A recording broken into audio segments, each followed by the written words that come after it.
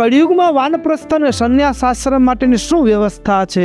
તો મહારાજ કહે, વાનપ્રસ્થ અને સંન્યાસ આશ્રમ જેવું જીવન ઘરમાં રહીને વિતાવવાનું. વ્યવહારનો ભાર છે ને એ દીકરાઓને સોંપી દેવા. ધીમે ધીમે ધીમે જગતના વહીવટમાંથી, વ્યવહારમાંથી પાછા વળવાનું, વિષયોમાંથી પાછા વળવાનું ઘરમાં રહીને કરવા. અને ઉત્તર અવસ્થા આવે ને પછી 70-75 પહોંચ્યા પછી તો હવે આમ તો એવું કળિયુગમાં ક્યાં આવે આપણા ભાગમાં 100 વર્ષ કોણે જોયું છે? તો કે 60-65 ને 70 ને વડોટીને એટલે તો સમજી લેવાનું કે ઠાકોરજીના બોનસ ભોગવીએ છીએ. શું ભોગવીએ છીએ? અને પછી તો નકરું ભજન જ કરવું. અને આ વાનપ્રસ્થાશ્રમ માટે ને સંન્યાસ આશ્રમ માટે સંપ્રદાયમાં સરસ ઘણી બધી જગ્યાએ, ઘણી બધી સંસ્થાઓમાં સરસ કરતા હોય છે. એમાં મને સૌથી ગમ્યું હોય ને તો પૂજ્ય કુંડળવાળા આપણા જ્ઞાન સ્વામી ત્યાં શિબિરમાં 4 તબક્કા કરે.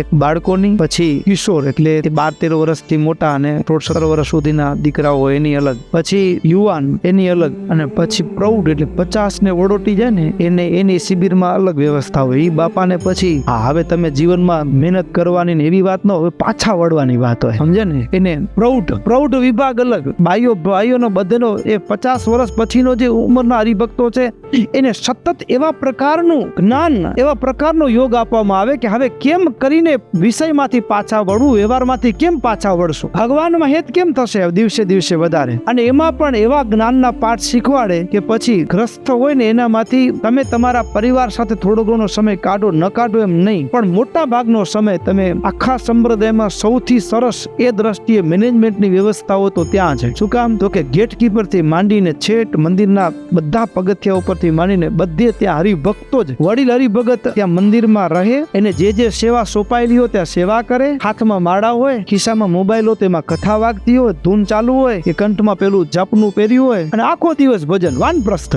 ભજન કરી લેવાની. અને એમાં પણ તમે કેટલા પાછા વળ્યા છો એના આધારે તમે 12 મહિનામાં કેટલા મહિના સત્સંગ માટે કાઢશો. એટલે કોઈક 8 મહિના, કોઈક 10 મહિના, એના આધારે સેવાની પ્રવૃત્તિ આપવામાં આવે. બહુ સરસ વ્યવસ્થા છે. એટલે જીવનમાંથી પાછા વળવા માટે